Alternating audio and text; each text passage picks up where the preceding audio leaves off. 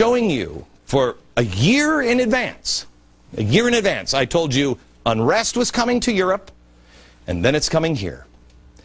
I have shown you now, in the last few months, the actual unrest and violence in the streets of Europe.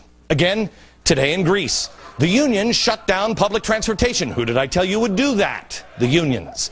Students are taking to the streets again in England over possible tuition hikes. I told you that would happen a year ago.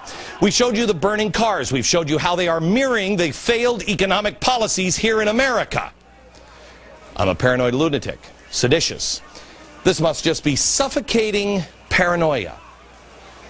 Now, let me ask you this. Are they willing now to say the same thing about the Pentagon? Because they have been wargaming an economic crisis for almost 2 years now.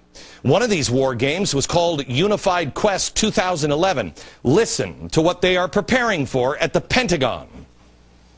In that wargaming series, they're looking at the implications of large-scale economic breakdown inside the United States that would force the Army to keep, quote, domestic order among civil unrest and force the Army to deal with fragmented global power and drastically lower budgets.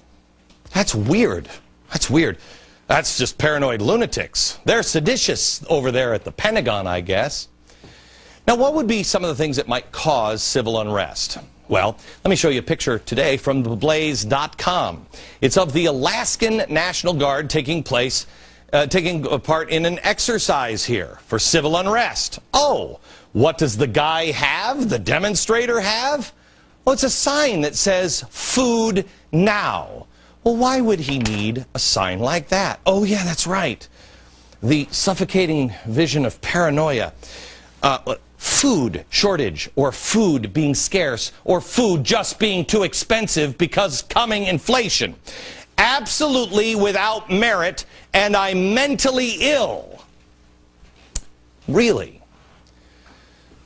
The National Guard is going for that, along with the Pentagon.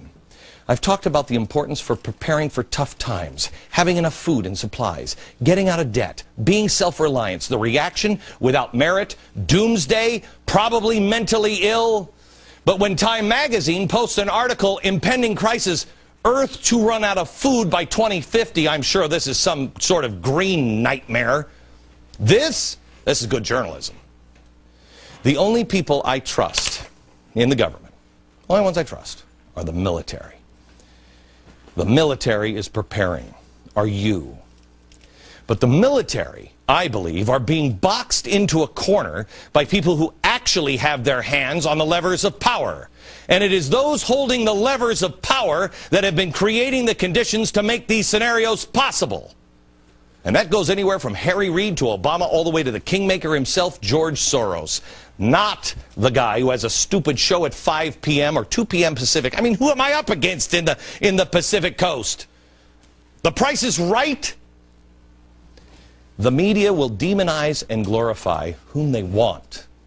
The point of this monologue is, it doesn't matter. It doesn't matter if you're me or Soros or the Pentagon or economic experts. It doesn't matter. We're now all saying the same thing. I've been saying it for 2 years. That should tell you something that they've now joined.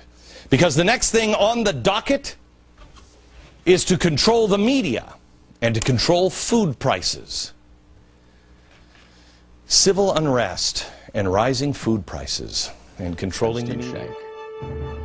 You're looking at this because you're concerned or interested in food. Let me tell you where this all came from.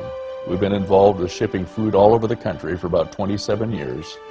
And it came from the old pioneers. My daddy was 62 when I was born. That means he was born in 1887. And the old timers always had food. Reason?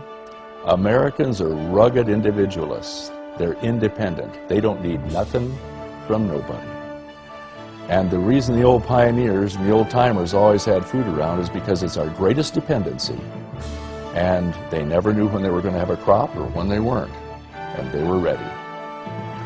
Hey, I'm a farm boy from Minnesota, and it's just about impossible for me, along with the rest of you, I'm sure, to believe that in America, the breadbasket of the world, it's possible to have food problems. But we do. You realize in 1959, this country could have fed the entire world 5 times over? Now, we're importing 30% of our food? This is scary.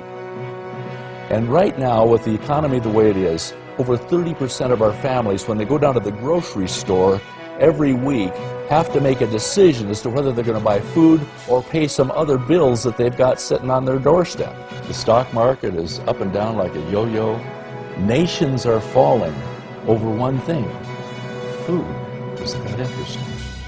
Food has always been the issue of wars and rumors of wars. Nations have fallen because food was not there. And it's happening right now on this planet. We're living in fearful times. And here's a thought for you. Every single fear that we have is based on some dependency being threatened. If we didn't need our jobs, we wouldn't fear losing them. If we didn't need the credit from the bank, we wouldn't worry about whether we had it or not. If we didn't need food, we wouldn't worry about whether the farmers can afford to stay in business.